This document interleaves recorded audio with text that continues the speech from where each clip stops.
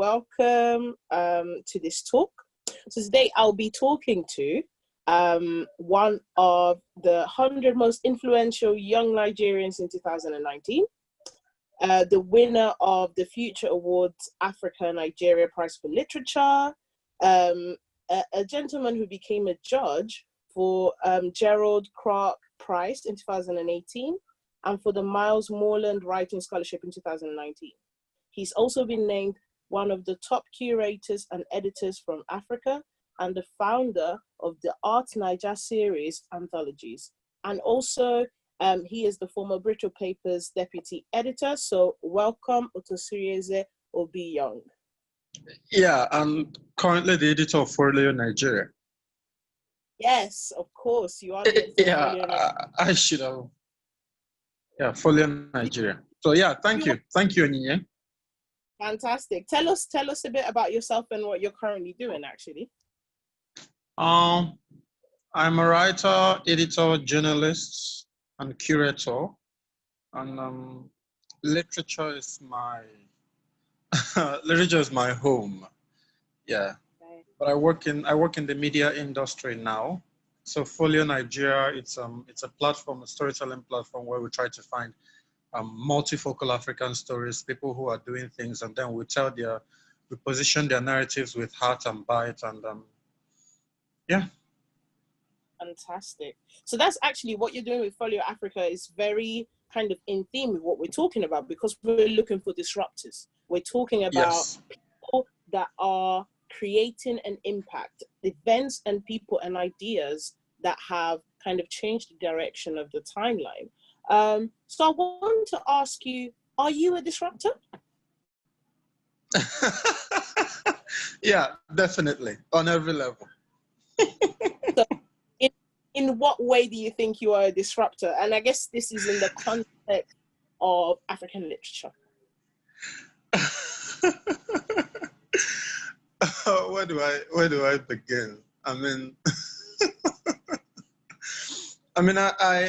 recently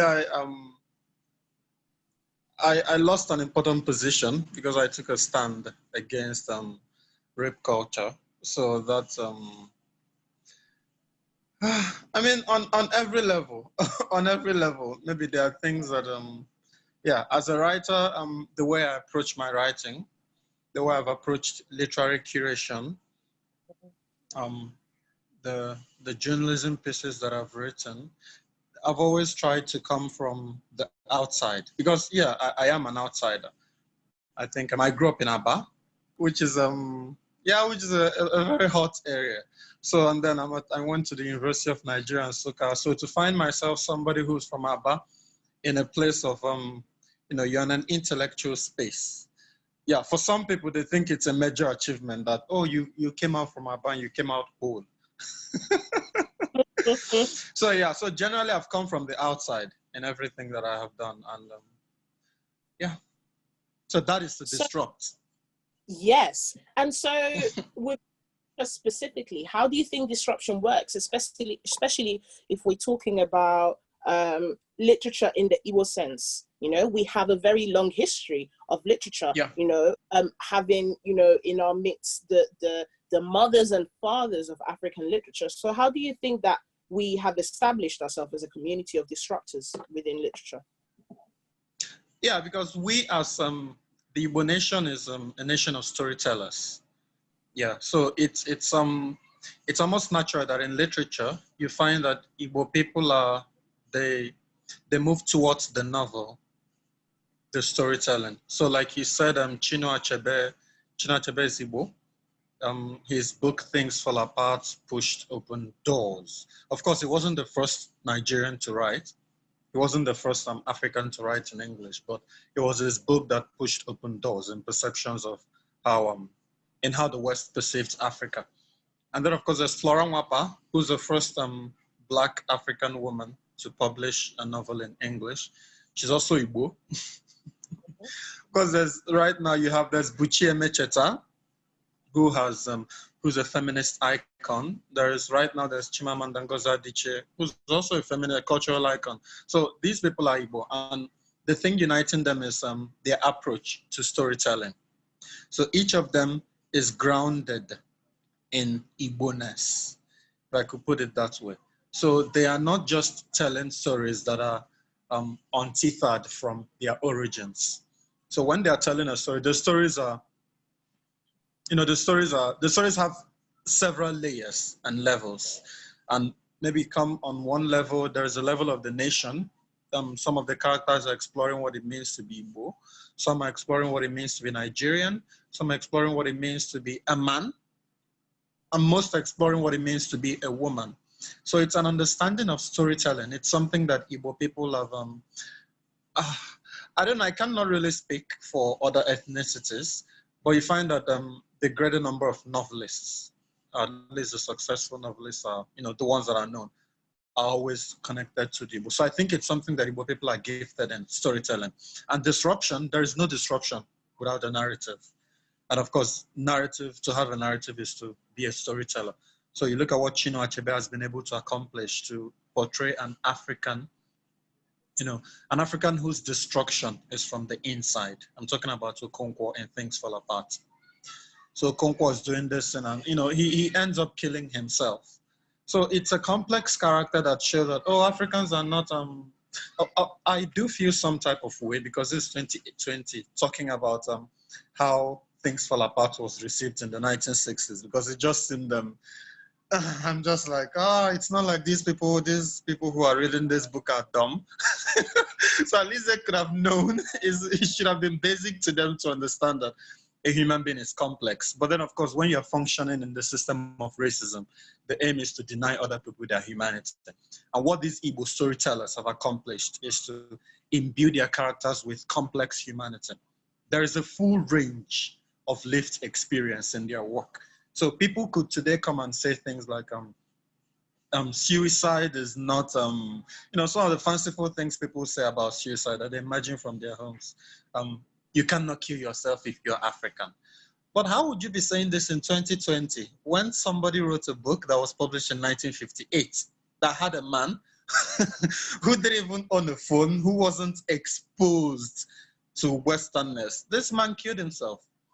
So, it's, so that was the true disruption of their work. It wasn't necessarily to blow open everything. It's mainly in how they simply put something in place. So they didn't come to attack a system because mostly there wasn't any system. So they merely put this in place. And that is the ultimate disruption, to simply exist. And that is what the Igbo storytellers have accomplished within African literature. Do you think that there is still space now to disrupt as a young Igbo author or writer? Do you see in your time, in your work, that you can still create disruption during our contemporary life? Because we said that disruption is actually just exposing something that is simple and we all know about. So how do you feel like you've been able to do that as a writer? As I mentioned before, it's my subjects. So you have so when Chinua Achebe was writing, the main preoccupation of the age was to throw off colonialism. So Things Fall Apart was published in 1958, 2 years before Nigeria got independence. But that was the spirit of the age. And Achebe's novel, even Ngugi wa Thiong'o in Kenya, the novels that came after or with him in their generation spoke to the same cause, or spoke for the same cause, which is to throw off the European yoke of colonialism. And then as time went on, you have people who are now looking within. The enemy is not necessarily, the outsider. It's now within. So you have, in the African literary tradition, there are descriptions for these ages. So you have the anti-colonialist novels, which is the Things Fall Apart. You have the post-colonial disillusionment novels, which is where people are now, okay, now that colonialism has gone, what happens to our countries? How come our own people have become even worse oppressors than the white people? So what does it mean to engage with racism in a period when the worst things you're suffering in your life come from your own people? So you have novels that also spoke to that experience. And of course, Chinua Achebe's Aunties of the Savannah is one of them. And then you came down towards the 1990s where people are having, different concerns. People are now interested in exploring the metaphysical in a way that they hadn't done before. So we have to understand that the literary tradition, or the African literary tradition, was set. It's framed from a realist perspective, which is we are dealing with things we can see, things we can perceive. And you can understand that because it started as a fight, as what the phase of it that we are in now exploded as, a protest against colonialism. So colonialism is not something you are going to fight with your village people. So you have to, fight it physically. So now, but in the 90s, you have this new wave of people who were interested in the metaphysical. Of saying this is not to say that even the novels that engaged colonialism did not engage the metaphysical. Because in Things Fall Apart, you had Obanji. So things were happening, but the general vehicle of the story was about what you could see and feel and touch and the import of these things. So, but in the 1990s, you have people who are now writing about this story is about the spirit world. And then it continued into the 2000s, the generation of Chimamanda Ngozi Adichie. And then she's also writing about class, what it means to be a middle class, on the one hand, a middle class Nigerian, on the other level, a middle class Igbo person in Nigeria, a middle class Igbo person who's traveling all over the world, Afropolitans. So these people have, they've punctured, they've charted different paths already. So, and as time goes on, new paths are opening. So it's like, in the 1950s, the main preoccupation wasn't feminism, because people are like, well, we need to breathe first before we could talk about feminism. And now they're talking about feminism. And now you've come to a time where now, the feminist movement, arrives in as a new peak. And then you also have LGBT people. We're talking about people being able to, as creatives. And when I say as creatives, I'm talking about, you look at my generation, for example, so I could say this, most of a good number of the leading writers in my generation, it's only a few of them who are solely writers. Yeah. So you have people who they are writers, they are photographers. They are writers, they are interested in modeling. They are photographers, they are fashion people. So there is this, I'm still trying to come down to our own preoccupation, but I need to, lay the foundations. So you had the generation of Chinua Achebe, the people who were writers then.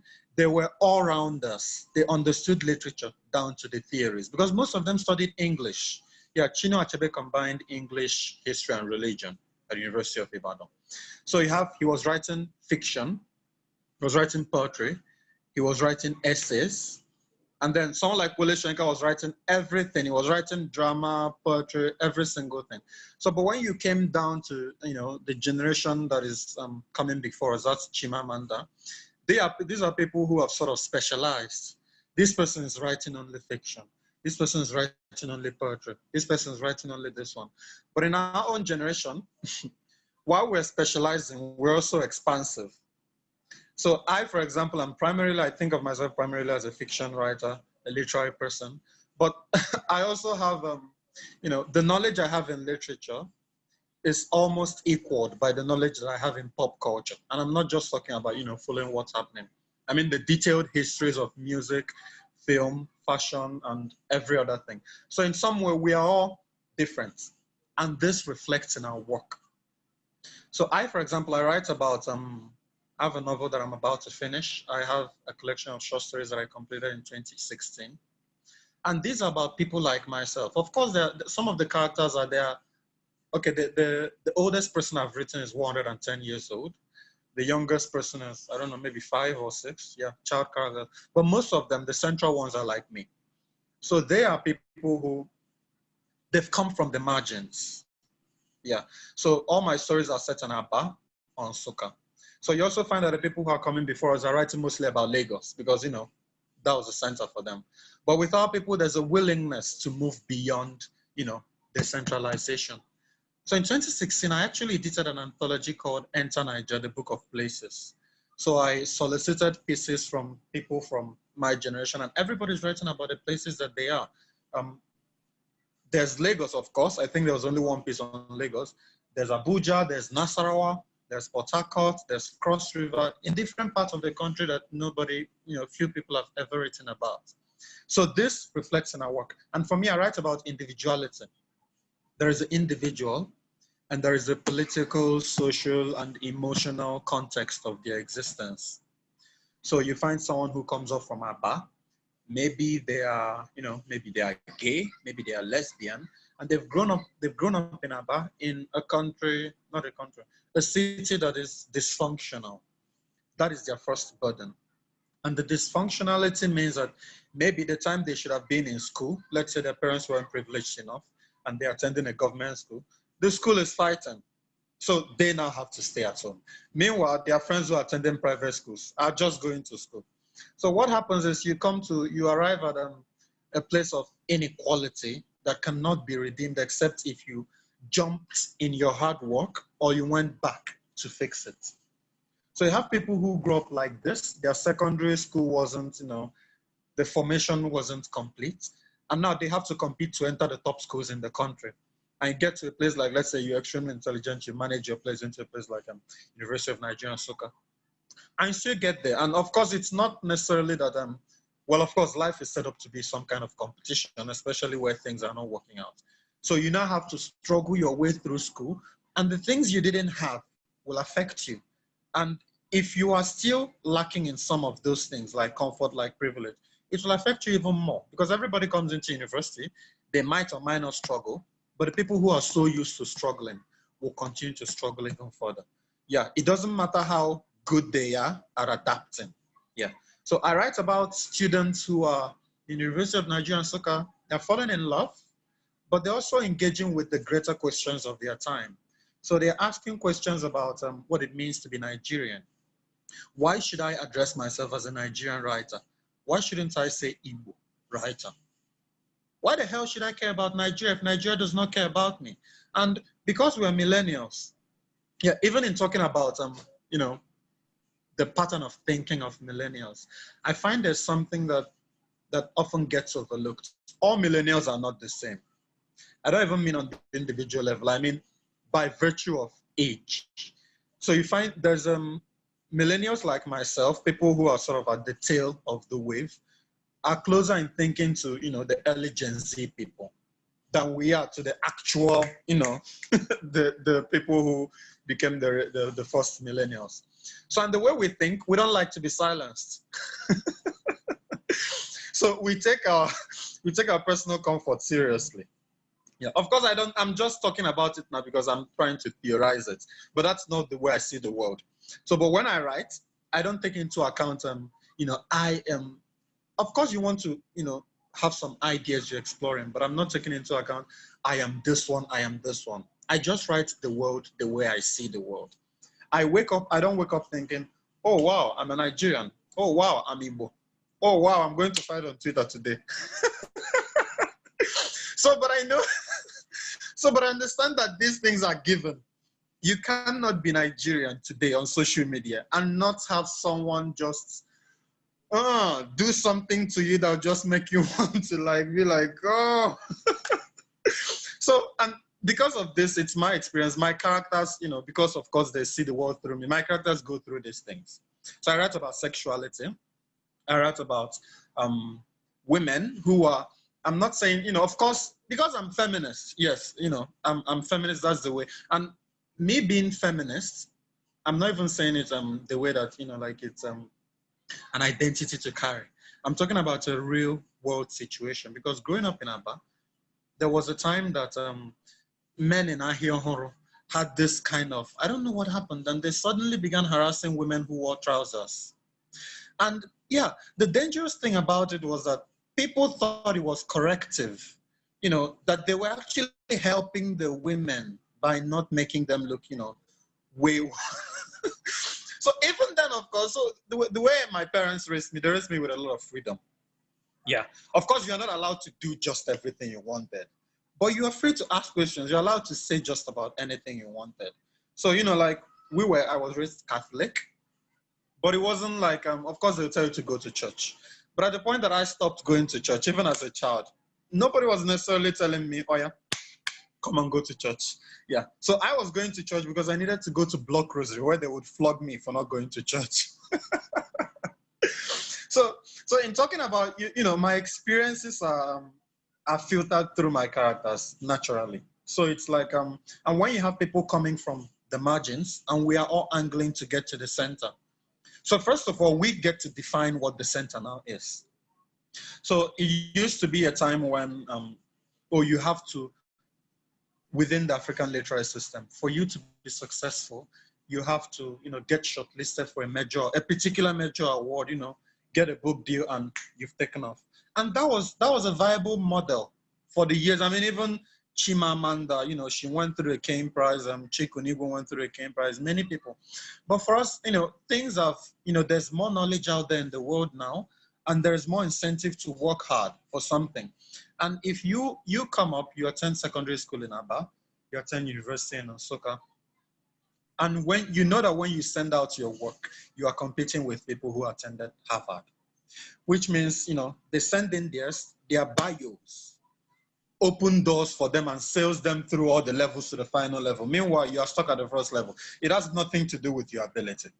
That makes you want to work even harder. So the mere fact that you have arrived in a certain space is the disruption. Yeah.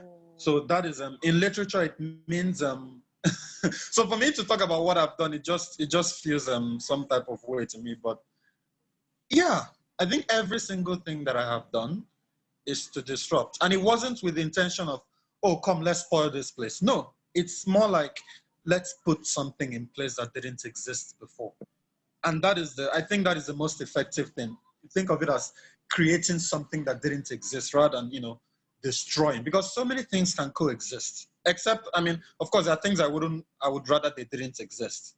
Certain cultures, yeah, in terms of maybe the way that we think about gender, or the way we think about as homosexuality. Yes, these are things that I'd rather they didn't exist the way we think about them. But again, so many things can exist, and all these things are things that I write about. So my characters are like me or people who are like me. Even when I write about people who are older and they have the awareness. So I also write about music a lot. So music isn't something. The first generation, music wasn't something they had time for. Because who the hell cares about what you're listening to or something? But then time is coming and, the people who have gone before us, some of them are doing music. But for us now, we are writing about scenes in nightclubs. People are going to night. It's not to make a point, because I mean, that's life. People go to nightclubs. So we write about nightclubs, we write about people carrying iPods, listening to, carrying their phones, treasuring their phones. We're writing about social media. We're writing about the modern world. So that in itself is disruption. It would be disruption if there was resistance to writing about it. Now, I used would, because the resistance is not necessarily, popular. But there have been people who have protested that, these new people are writing about sex and they are corrupting morality. I'm like, you don't get to talk about corrupting morality when, you were part of the people who allowed rape culture become a thing. So you don't get to talk about morality. You understand? We're writing about sex, and sex is something that is. It's what you make of it. It just is. It's what you make of it. So, and we have to represent these things, because it's the world around you that you're representing in literature. I think it's really interesting as you were talking, and going back to what you said about, literature being realist.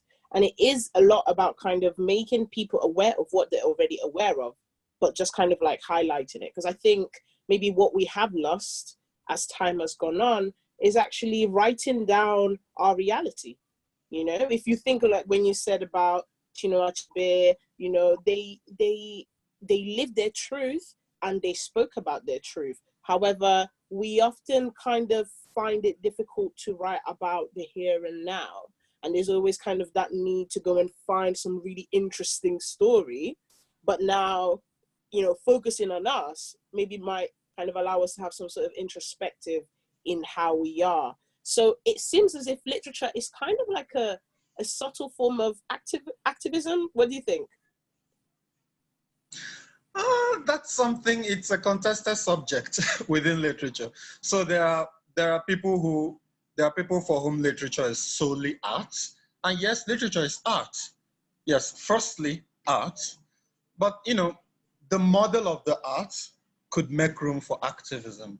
So you have people who refer, Chinelo Baranta, who's another, Igbo novelist. She refers to herself as an activist. So artist plus activist. So an activist. So I don't think of myself as that. I could write a story about something that people would look at in the modern world and say, oh my God, why did you write this thing? It's, but I'm like, this is what people do, but the end, it's not just about the end of the story. It's like, that's the beautiful thing about storytelling. It's the process and the end, the cumulative effect. So some people could look at this story and be like, and just say something like, how did it end? Who won? And if the person that they think shouldn't have won maybe lived, the person, maybe, let's say it's a love story, and the two people they think should not have been together ended up together. And then I'll say, this is wrong because this guy did this one. But the point is the process of arriving, the layers of complexity that go into, like the making of a human being. The different experiences, you have experience from church, you have experience from home, you have experience on the streets. So how do you put these things together in a way that one does not delete the other? I won't even say they complement the other, but I could say supplement. So one does not delete the other, but it supplements. So for example, something you have learned that is wrong, you learned the bad thing on the streets. You have your church experience that could supplant that if you want as an individual, like the system, like you are free enough to do that. Or you could also learn something bad in church. So as the idea that that women should, I don't know, be thankful for marriage or that sort of thing. So that's a very bad idea that it's, like espoused in churches. And you could unlearn them, not even in school, you could unlearn them on the streets. You get, so all of them coexist. So when you create a character that embodies all these experiences, that is a complexity that will make a person who started out as bad look maybe ambiguous in the end. Because of course, no human being is completely good or completely bad. Because even most of the things that make people good or bad are things that are independent in themselves. It's the use for them. So we could say, for example, oh, this person is sharp-tongued. Of course, you could be sharp-tongued in a good way. If someone is trying to insult you, you put them in their... Yeah, if someone is trying to, like insult your race or gender or something. But of course, it doesn't mean that when you go out on the streets and you just look for people's trouble and just, raining insults on people, that's now the negative use. So the thing about, you said about, the realist nature of literature is this: as opposed to logic, the story humanizes. So where we could, for some people, we could do without literature. Of course, I don't believe we could do without literature, but there are people who have the argument that we could do without literature. Those are also the people who are likely to tell you that art is frivolous. But of course, they will listen to music, but art is frivolous. So you could look at logic, and because there's journalism brings you the hard story. We're talking about rape culture in Nigeria and the propagation of it, what people have done by doing or by not doing that has encouraged rape culture. How we are, teaching men and encouraging men to do certain things. But the thing is, we could report these things in 15 newspapers, and of course, the journalist language is something like man 34 docked for allegedly raping. Of course, it's now allegedly. For some reason, I don't know why by the way, that's a word we abuse a lot in Nigerian journalism. Allegedly. Even when it's on video, they say allegedly. So man 34 does this one, does this one. You could read it and you could cry. But the effect of storifying it is to give it a human relatability. So let's look at this because these are actually very painful things. Let's look at this person who was let's say, murdered at night. You could say a 50-year-old man was beheaded for rituals. And in journalism, people would receive it as, oh, rituals is bad. Hey, yeah, it's, you know, he's a family man and all those things. Hey, yeah, who will take care of the children? But if you receive that news in literature, I'm using news for it in literature. If you receive that news within literature, you would look at this person in a way that will make you think this could have been me. Because now you'll be looking at the person who decided to take a random walk at night because it was hot. And why was it hot? Because NEPA. And why is NEPA? Because Nigeria. So you find that in literature, you draw the connection between the personal. The random things you do on a personal level, you think have no relationship to the person who's your president. It actually does. It actually does have a, you know, maybe not indirect, but it has a line that is drawn from Asorok to every small home in this country. You would not find it in journalism. It's only in literature that you would see that. It's only in literature that we could talk about, and of course, the thing about, I'm not saying this to, you know, I'm not trying to compare journalism and literature. I'm essentially talking about the difference between logic and storytelling. So logic will tell you, logic is based on sequence. This happens and it gives, you know, it leads up to this. But the thing with logic is that it doesn't necessarily have truth, except when you apply it to an experience. Literature uses an experience in chase of truth. Now, literature could employ logic, but without that experience, which literature now brings to it, you would not see the truth of it. So it's like, I think it was something that Chimamanda might have, was it Chimamanda? I can't remember who said this thing about, it might have been her. Someone who said something about reading Arrow of God, Chino Achebe, Ezulu. The point where he's arrested by the white district colonial officer and made to sit on the ground. So, I mean, the fact of it is that a man was arrested and made to sit on the ground, and it's not legal or something. Of course, then it was legal, but let's say that's the fact. But the truth of it is that this man had been, you know, he had met such humiliation that he had never imagined possible in his lifetime. Journalism will not, so logic will not tell you that. Logic will stick to saying, because it's white, you should not have, you know, like done this thing, the human, you should not have. But literature will show you the different shades. Literature would also show you the other person who has committed this crime and tell you maybe that this person is actually someone who's afraid. But maybe in the end, you find that this person is not necessarily, you know, someone who set out to be, you know, this evil force, but someone who's merely being used by the system that probably they are weak to fight. So that is the thing with the story brings the human level, and that is the thing it brings and the human level is the completeness. You could apply, and again, I'm saying this because logic can fail. The best logic can fail if you simply move the experience. 1 + 1 doesn't always, you know, like add up to 2. It could be 11, it could be 5 in some other places. You just need to move. You know, it's like in Nigeria, we're talking about police brutality. So you now have, of course in America, there's also police brutality. But these are very different things. So it's also something I'm writing about in my novel. So, because the police brutality in America is based on color. So they look at you, they see color, and that marks you out. In Nigeria, we're all the same color. So what marks you out? Class. Yeah, so nobody would go to Abuja and see you driving a sports car and stop you because they don't know who your father is. They could be losing their job tomorrow.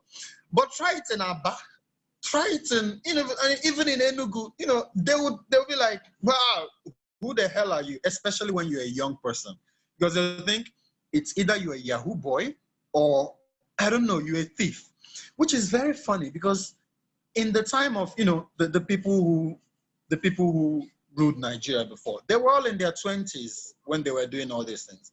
But somehow, because they've been the people coming back, they've reformed, not reformed, it's not reformed. They've destroyed the culture to the level that being young is now something that is, you know, something you have to something people have to take note of in a way that is often not good. Yeah, before you were doing something massive, it's likely that you would be in your 20s or 30s. Now you are doing something massive. If you're in your 50s, you're probably lucky. You get, because the people who are in their 70s, 80s, and you know, they've been coming back. So these are the things, but in literature, you could write about what it means for somebody to. So logic, for example, will tell you that you cannot be the son of a politician and enjoying that money and say you are clean. Literature will show you different shades of it. The fact that you didn't choose where you were born, the fact that you know, you are not going to, in protest as a human being, in protest against a wrongful accumulation of wealth, decide that you are now going to kill yourself. Especially when you know that if you killed yourself, one, you've lost the opportunity to create change. Two, it will still go on. Another person will come and take your place. So people now, there are the ambiguities that people have to, moral ambiguities that people have to struggle, that only literature can reveal. Yeah. So my final question would be, what do you think that storytelling can do, you know, amongst the young Igbo culture? So I feel like, you know, as a young African writer, you know, you might see people kind of popping up and kind of doing. What do you think it's going to do? Do you think it's going to bring about change? Do you think it's going to highlight certain parts of the culture? Do you think there's a need for young Igbo people to start writing and to, you know, share their stories? Yeah, so I'm going to talk about the general problem and then come down. So the problem with the literary system in Africa is not literature itself, it's the writers. Yeah. So there used to be a time when the revolutionaries were the writers. Today, the people, you know, the rape apologists are now writers. So you'll be like, did I miss something? We went from having Chinua Achebe. Chinua Achebe declined the national honor twice.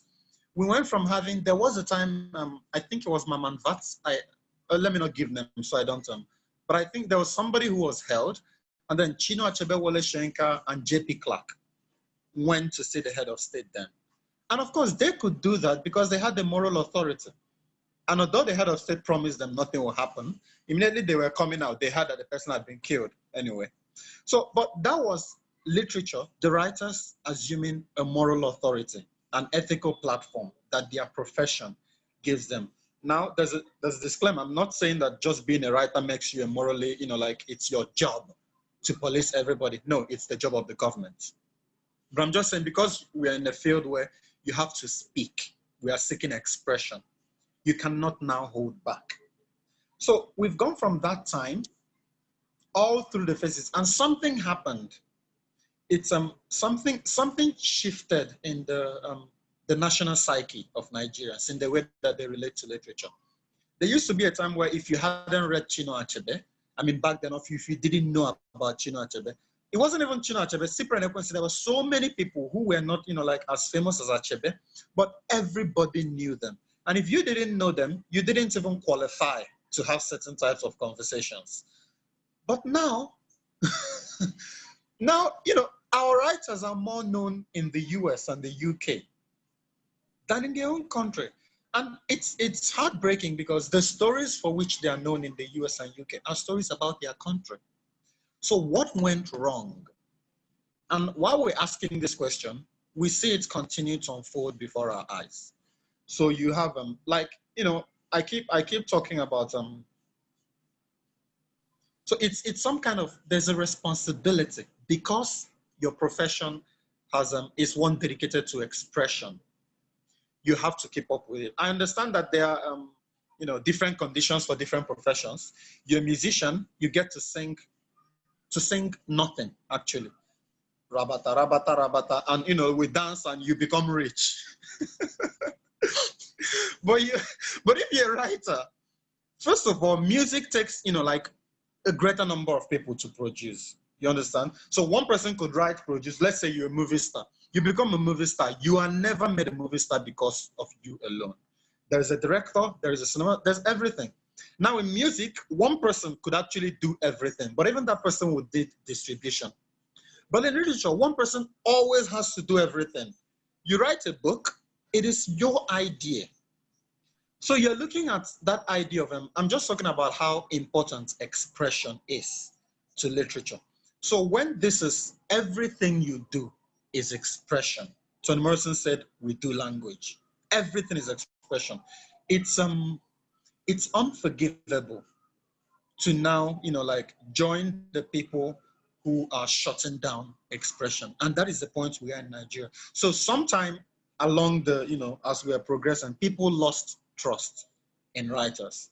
And that would have been when writers started to, of course, joining politics is not the problem. I mean, everybody should be political. You should have something. But then you have a country where no ideologies are guiding the parties. So it's about who I don't like and who I like. And the next election cycle, everybody changes colors, but it's still the same people. And now you go and ally with these people who stand for nothing. You understand? And you say that you cannot stand for expression and still stand for nothing. You understand? So, but writers have been able, miraculously, to put themselves in this situation where they claim to stand for something.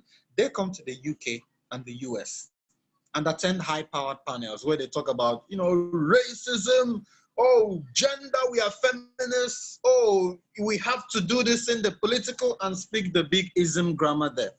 And then they come back to their own country and they enable corruption. They enable impunity. They enable everything. So there is no reason why people are actually right to distrust the writer. But the people are losing by giving up on literature. So I do think that if we are to engage in a re-education, because we're talking about Igbo values now, many of us do not know our history.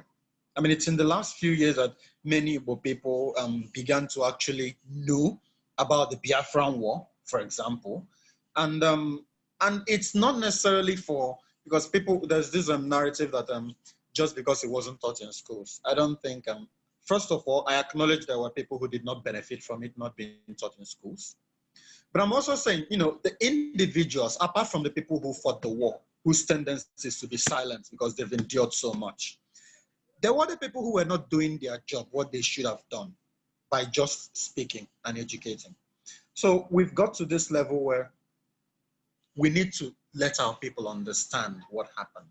So you have a series of novels about the Biafran War, Sunset in Biafra, Girls at War, Chinua Achebe. So you just have, and then of course there's Under the Dollar Trees by Chinelo Baranta. There's Half the Yellow Sun by Chimamanda Ngozi Adichie.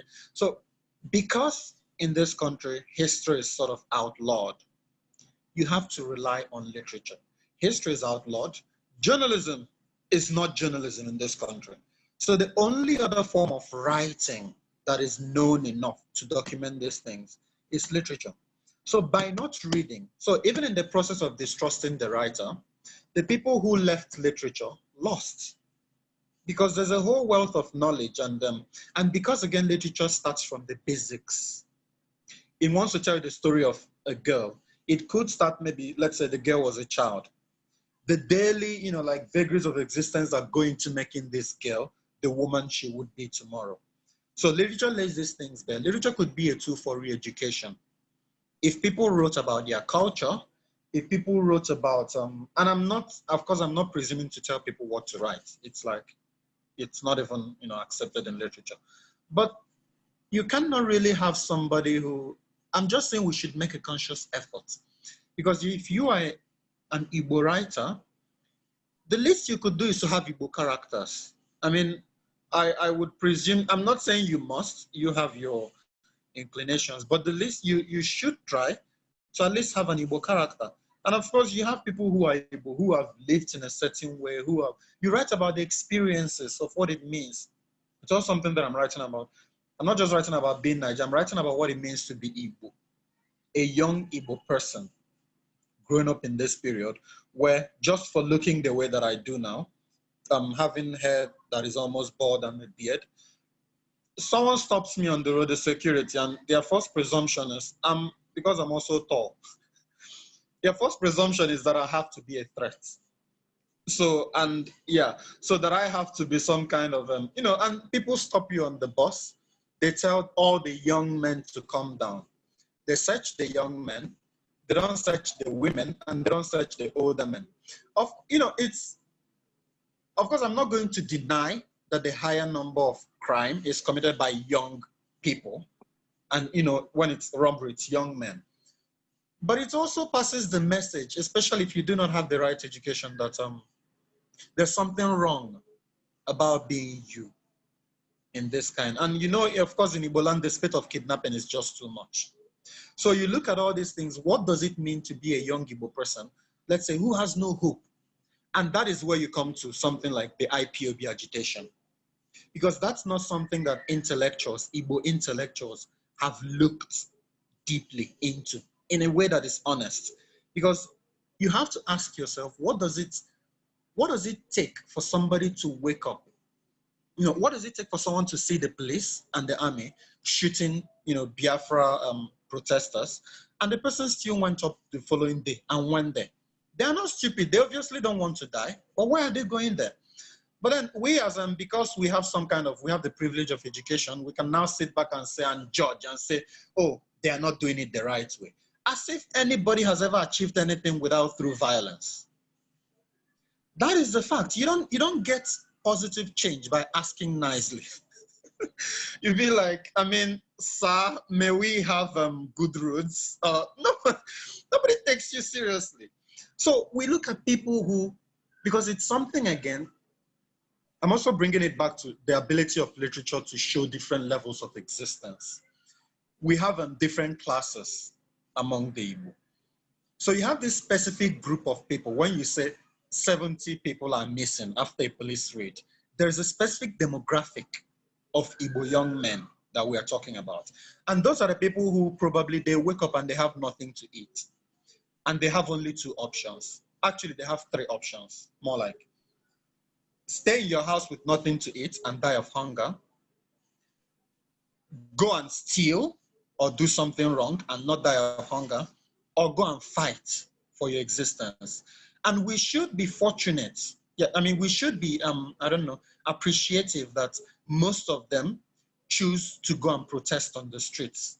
Because all these people protesting on the street, they could, I'm not saying it to excuse, you know, like crime, but what if all of them, you know, like chose to, you know, start organized crime? You understand what it will turn the kind of, it's already bad that you have kidnapping and crime. So we're looking at these people and we need to understand them. Literature, if you wrote about these people, it would bring their stories closer. And we all understand that the only thing separating us is class. Because if you do not have the comfort of your house, your air conditioner, you actually have your phone, because it's a small privilege. You have a phone, you know what's happening. And there's someone down there who doesn't know anything. And that is the person that would be used to, you know, like, to, I don't know, initiate political violence, because they already have nothing to lose. So it's like, again, literature, by showing these lives, would create change. We write stories about where boys and girls are taught how to, you know, how to behave from when young. And by behaving, I don't mean, you don't tell the girl, go to the kitchen, the boy, go and fetch water. No, it's not working. Because you are telling the girl, of course, being in the kitchen is some kind of service. I don't mean service in a negative way. I mean, you are serving people. It's actually a leadership role, but, you know, like, you are providing, yeah, you are providing for people. Now, someone who's fetching water is also providing, but they are using a specific kind of energy. They're using physical energy. So let's say you are telling the boy, when something physical comes up, it's you. And then the girl, when something that, I don't know, something homely comes up, it's you. It doesn't even matter whether the girl is actually stronger than the boy. So these are things, this re-education would start from the literature. And it's not to say that literature will pretend that, you know, there isn't vice in the world. Of course there is vice in the world. But then because literature shows everything, you finish a full story, you've gone through the life of an individual, you would have a different conclusion than from reading it in the news and concluding, but police said they should not come out and they went out again. You understand? So it's like, yes, I do believe in literature's ability to change, but that has to come. It's not because something is wrong with literature. It's because something is wrong with the idea of being a writer in today's Nigeria. In today's Africa, there is no structure. Yeah, there is no structure. Yeah, there is no structure. People have to go abroad to do their MFAs. You go there and you now get to, like, you get assimilated into the system on the terms of other people. And we could talk about, oh, now they're in the West, they are now writing something about that portrays us negatively. But, there is a reason for this. I'm talking about the general system that needs to be fixed. You will fix the system. The system will allow writers the freedom of expression, because there are many people who want to say things, they want to write, but they are afraid because fellow writers will be the ones to leak their information to this person, and before you know it, people will go missing. And if you aren't somebody with a profile, you could say something and it will just water under the bridge. Nobody will hear. But maybe let's say people are talking about this thing because it's this person. This person has a voice. What about the people who do not have a voice and the many times that it happens to them?